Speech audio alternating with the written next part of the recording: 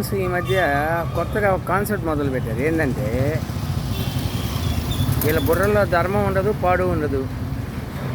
పొద్దున్న లేగానే కావాల్సినటువంటి దెంగి తింటారు, చికెన్లు మటన్లు. సాయంకాలం అయితే ఇలాంటి ర్యాలీకి వస్తారు, ఇలా 4 జెండాలు తగిలిస్తారు, దండ తగిలిస్తారు. ఇంతకుముందు ఈ ప్రోగ్రాం పెట్టినప్పుడు ఇక్కడ మొత్తం జనమే 100 మంది. ఇక్కడ ఇప్పుడు నేను రోజు వీటికి ఫుడ్ పెట్టడానికి వస్తాను. అంటే ఇప్పుడు చెప్పిన ఈ ఇక్కడ ఇంకొక డాగ్ ఉండేది, పాపం కాలు ఇరిగిపోయి రోజు వీటి కోసం రావాల్సి వస్తుంది. ఇలాంటివి ఉన్నాయి ఇక్కడ. నేను చూపించింది ఒక ఇవనే కాదు, నన్ను నమ్ముకొని ఇక్కడ ఒక దాదాపు ఒక 30-40 ఉన్నాయి 2-3 వీధుల్లో.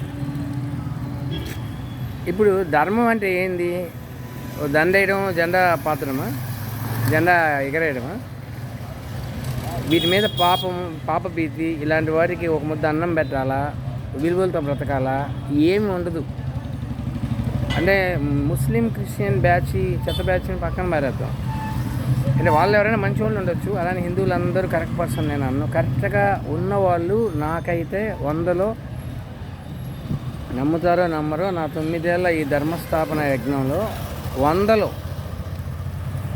కనీసం 5 మంది కూడా నాకు కనవల్ల.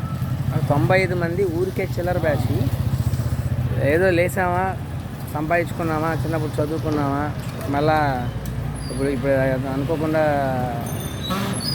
అతను ఒక ఆర్మీ అని కాదు, ఈ పోలీస్కి సంబంధించిన హోమ్ డిపార్ట్మెంట్, వీళ్ళు కూడా దోపిడీయే. ఎవ్వడికి లేదు ధర్మంలో మట్టిగడ్డాల. ఆ గుడికి కూడా వెళ్ళేది కూడా ఊరికి షోకి వెళ్తున్నారు. దేనికని కదా. ఇప్పుడు ఈయన పేరుకి ఛత్రపతి శివాజీ బొమ్మ, బీజేపీ వాళ్ళదే అంటారు అడిగితే. అంటే మిగతా వాళ్ళు కాదా? అంటే బీజేపీ వాళ్ళకనే ఆయన పుట్టాడా? అసలు బీజేపీ పుట్టలేదు అతను పుట్టినప్పుడు. అంటే బీజేపీ వాళ్ళే మొత్తానికి ఎక్కడో దగ్గర వీలైతే ఇలాంటివి పెడతారు. అంటే మిగతా వాళ్ళకి బాధ్యత లేదా అని అంటారు. అంటే నీచం ఆలోచించి